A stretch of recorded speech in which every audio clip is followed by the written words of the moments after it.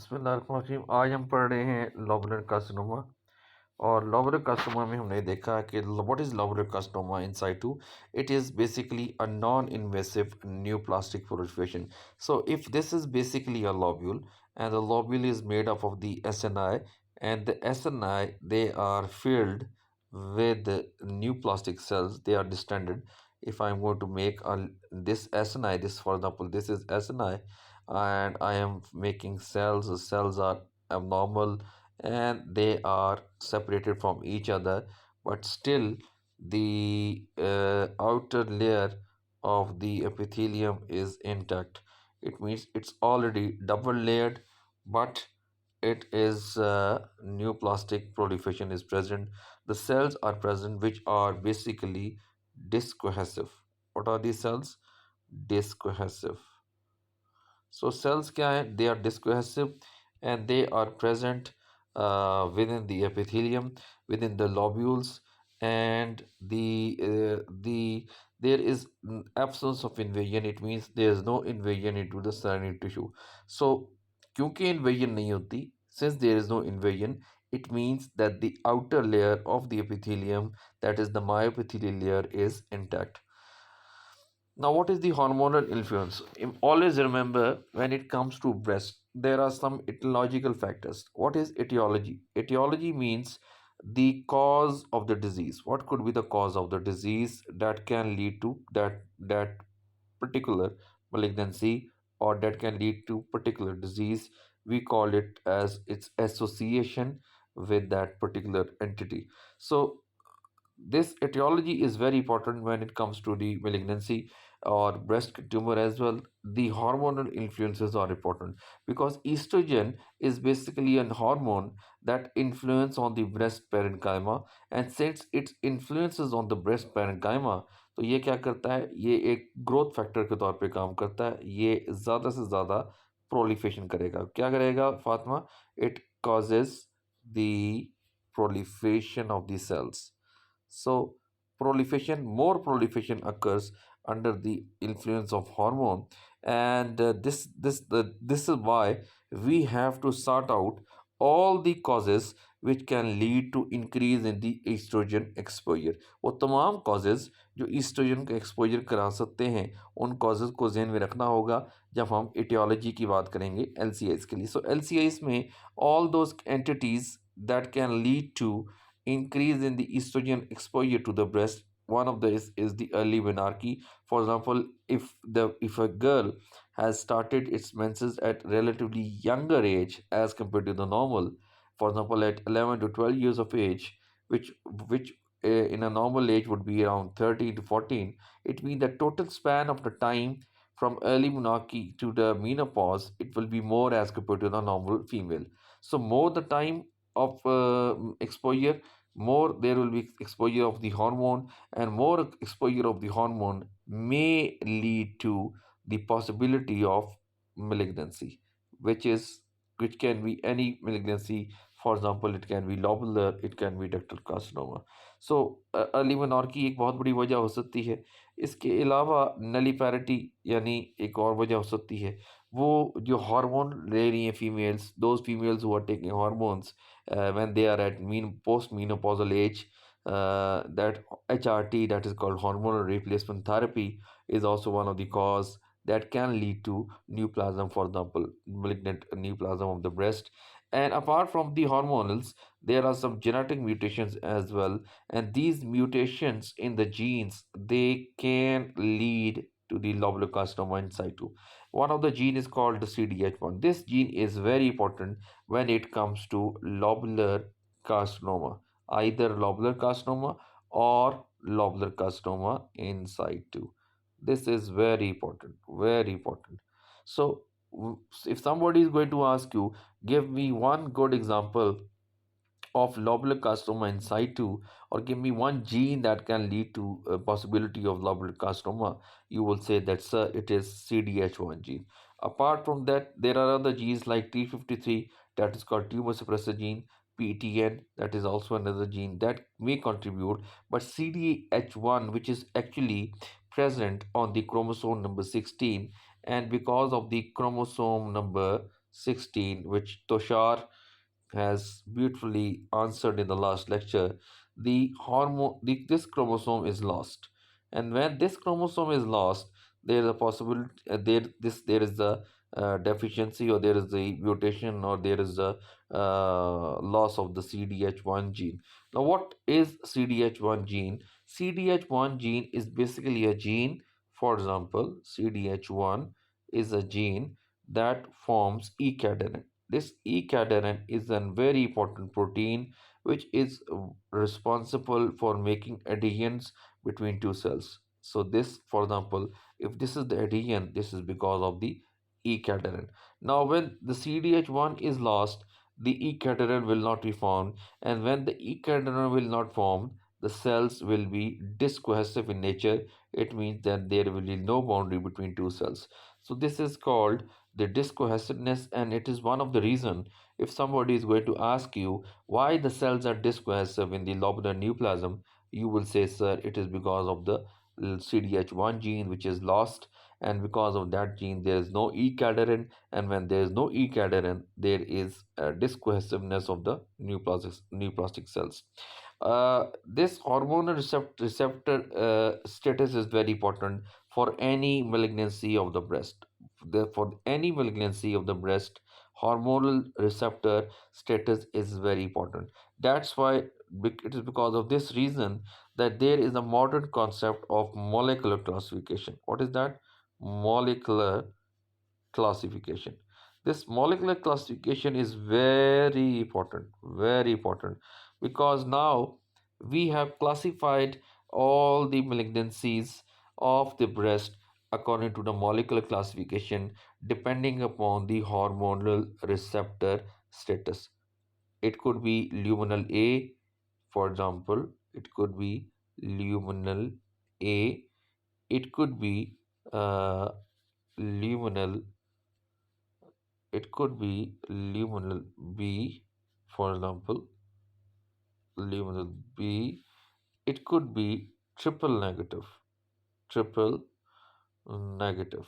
It means it means that triple negative means, very easy from the word, we can understand that there are different hormones, and the different hormones that are responsible, or that can be influenced in the breast neoplasm.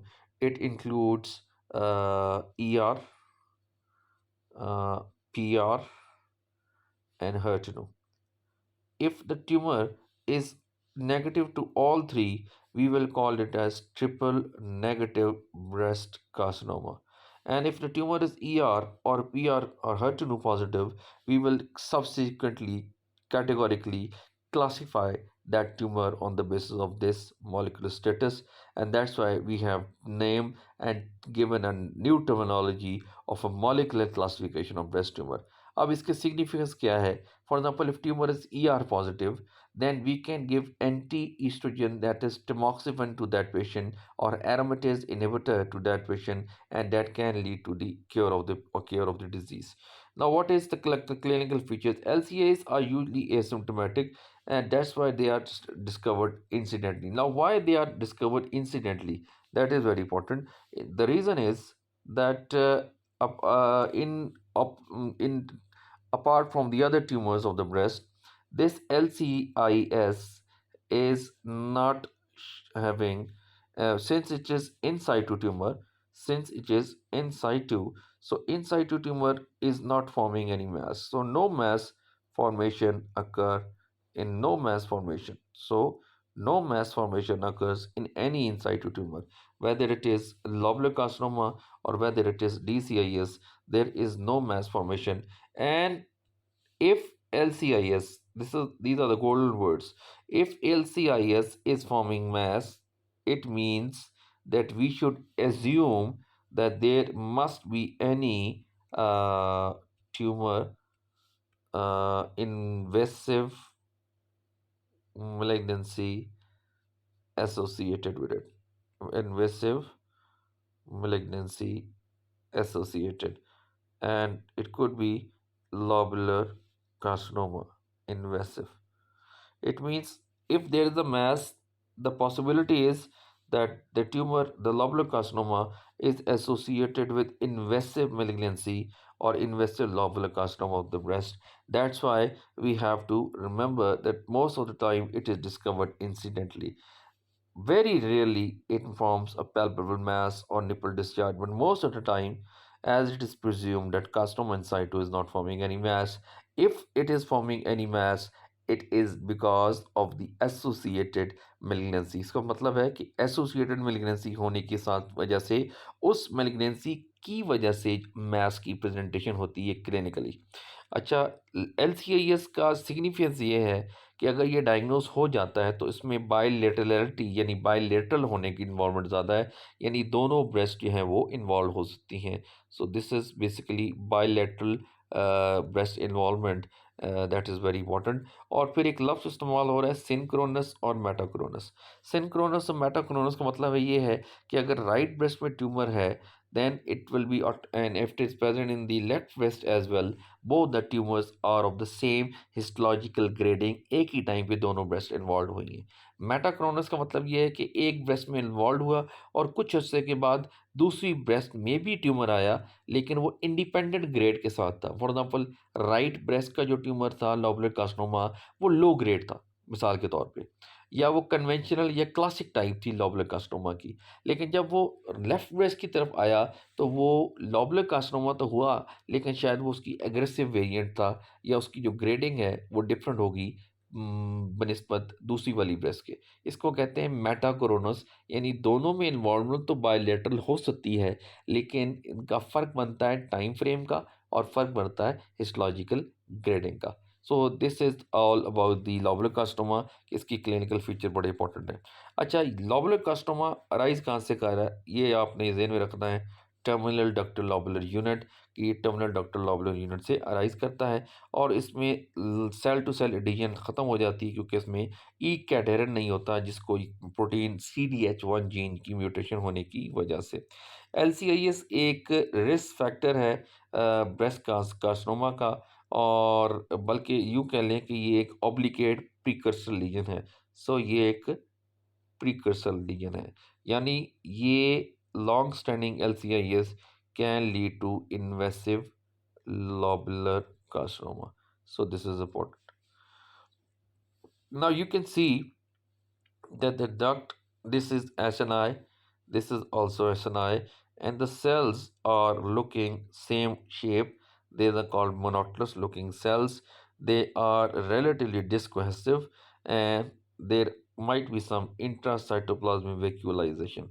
For example, might be this is intracytoplasmic vacuolization, or might be this one, the arrow one, it is showing intracytoplasmic vacuolization, and whole of the SNI is filled with the cells. Whole of the SNI is filled with the cells, the malignant cells. All right. Now comes the diagnosis. Diagnosis is basically established on the histological examination. Either it is observed through cold needle biopsy or through the surgical excision. And histological features जो हमने देख लिए हैं कि इसमें distension होती है, monotonous looking cells होते हैं, and the cells are loosely cohesive because of the loss of mutation ESCDH1 gene, और ये ER और PR को पॉजिटिव लेता है। हर्टनूट जो है वो बाज़ औक़ात वीकली पॉजिटिव हो सकता है, लेकिन ज़्यादातर नेगेटिव भी हो सकता है। ER-PR जो है वो पॉजिटिव होगा लोबुलर कार्सिनोमा इन साइटू के अंदर। तो अब ये जो सेल्स हैं, यहाँ पे आप देख रहे हैं this area is basically showing necrosis. So ये नेक्रोसिस इसमें हो सकता है। ये इसका एक वेरिएंट होता है जिसको कहते हैं प्लीमॉर्फिक, जो नाम लिखा हुआ है। ये इसका एक वेरिएंट, नॉर्मली क्लासिक जो वेरिएंट होता है उसके अंदर आपको नेक्रोसिस आएगा कि नहीं आएगा, उसमें नेक्रोसिस नज़र नहीं आता। सो आप इस तरीके से भी पहचान सकते हैं कि अगर एसएनआई पूरा का पूरा एसएनआई है और सेंटर में कहीं आपको नेक्रोसिस नज़र आ रहा है, जिसको हम कोमिडो नेक्रोसिस कहते हैं, तो ये एक aggressive variant of carcinoma in situ भी हो सकता है, जिसको प्लियोमॉर्फिक वेरिएंट कहते हैं। याद रखें, लोबुलर कार्सिनोमा इन्वेसिव के अंदर भी क्लासिक मॉर्फोलॉजी होती है, और लोबुलर कार्सिनोमा इन्वेसिव के अंदर दूसरे वेरिएंट्स भी हो सकते हैं, जिसमें से एक वेरिएंट को हम प्लियोमॉर्फिक वेरिएंट कहते हैं। यानी pleomorphic variant invasive lobular carcinoma में भी हो सकता है, और लोबुलर कार्सिनोमा इन साइटू के अंदर भी हो सकता है। सो मॉर्फोलॉजी हमने देख ली है। ये इसमें मोनोटोनस लुकिंग सेल्स होते हैं, इनकॉन्स्पिकुअस इनका न्यूक्लियस होता है। और फिर मैनेजमेंट क्या होती है कि आप उसको सर्वेलेंस कर सकते हैं या रिस्क रिडक्शन स्ट्रेटजीज को यूज़ कर सकते हैं। यानी सर्वेलेंस से बना दिए कि उसको आपने मेडिकल ट्रीटमेंट दे दी और साथ साथ आपने उसको कंटिन्यूस सर्वे किया कि कहीं वो इन्वेसिव लोबुलर कार्सिनोमा में कन्वर्ट तो नहीं हो रहा। और रिस्क जो रिडक्शन है वो क्या करना है कि यानी जो ख़वातीन ओबीज़ हैं उनकी ओबेसिटी को कम करने की कोशिश की जाए ताकि उनके अंदर ईस्ट्रोजन की जो पेरिफेरल कन्वर्जन हो रही है उसको रोका जा सके। और तीसरी बड़ी बात ये है कि आपने कौन-सी दवाइयाँ देनी है, तो आपने उसमें ईस्ट्रोजन रिसेप्टर की एंटी ईस्ट्रोजन टेमोक्सिफ़न देख सकते हैं या एरोमेटेज़ इन्हिबिटर के तौर पे भी दे सकते हैं। बाज़ औक़ात आपको प्रोफ़ाइलेक्टिव मास्टेक्टमी की जा सकती है, पर वो डिपेंड करता है इंडिविजुअल रिस्क फैक्टर्स पे और प्रायोरिटीज़ पे, ठीक है? तो this is about the lobular carcinoma in situ. और इसके बाद इम्पोर्टेंट है कि हम इन्वेसिव लोबुलर कार्सिनोमा पढ़ेंगे। Thank you very much.